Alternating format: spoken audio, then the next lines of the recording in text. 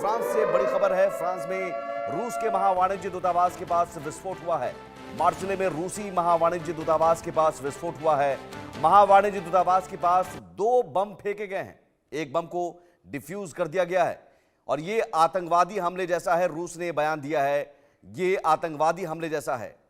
सवाल यह है कि आतंकवादी हमला किसने करवाया, कौन है इसके पीछे, जांच का विषय है। मार्सिले में रूसी महावाणिज्य दूतावास है जिसके पास 2 बम फेंके गए हैं। एक बम को डिफ्यूज किया गया लेकिन एक बम विस्फोट हुआ।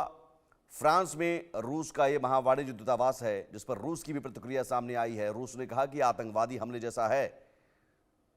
रूस यूक्रेन युद्ध के आज 3 साल पूरे हुए हैं और 3 साल पूरे होने के मौके पर फ्रांस में बम विस्फोट रूसी महावाणिज्य दूतावास के पास, क्या इसका कोई लिंक? जरूर रूस अपने स्तर से इस बात की जांच करेगा, लेकिन सवाल है कि क्या यह तनाव और आगे बढ़ेगा इस घटना के बाद से। अजय जांडियाल हमारे साथ जुड़े हुए हैं। अजय, 3 साल पूरे हुए हैं आज ही, रूस यूक्रेन के 3 साल पूरे हुए हैं युद्ध के, और आज फ्रांस में रूसी महावाणिज्य दूतावास के पास विस्फोट, क्या मायने हैं?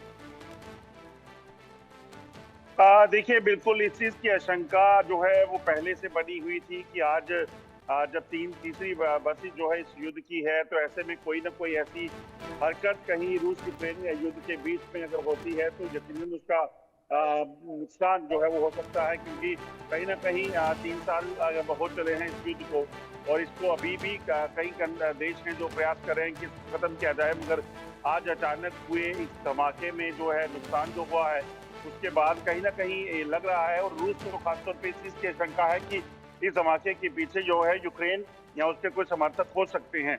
उसी चीज को लेकर जो है उन्होंने जो है वो आशंका जताई है, और अब देखना है कि इसमें जांच जब होती है, जांच में क्या निकलकर सामने आता है। मगर अभी तक जो जानकारी है इसमें आपको बता दूं कि जो ये धमाका हुआ है फ्रांस में रूस के जो महावाणिज्य दूतावास के बाहर, उसके बाद जो है कहीं ना कहीं विस्फोट के बाद जो है दोनों देशों के बीच में एक बार फिर से तनाव जो है वो बढ़ता दिख रहा है।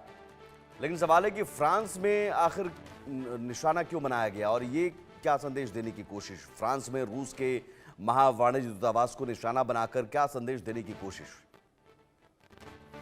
देखिए, ऐसा पहली बार नहीं होगा, क्योंकि पहले भी ऐसी कई चीजें हो चुकी हैं। चाहे आप देखें कोई भी अमेरिका के खिलाफ अगर किसी ने रोष व्यक्त किया हो तो उसमें जो है वो अमेरिकी दूतावास के बाहर किसी और देश में जो है इस तरह की हरकत को अंजाम देने का काम जो है वो किया जाता रहा है। तो ऐसे में इस चीज की आशंका है कि इस बार भी रूस में यूक्रेन युद्ध जो चल रहा है, रूस की कार्रवाई का विरोध जताने का एक तरीका हो सकता है और इसलिए फ्रांस को चुना गया होगा। मगर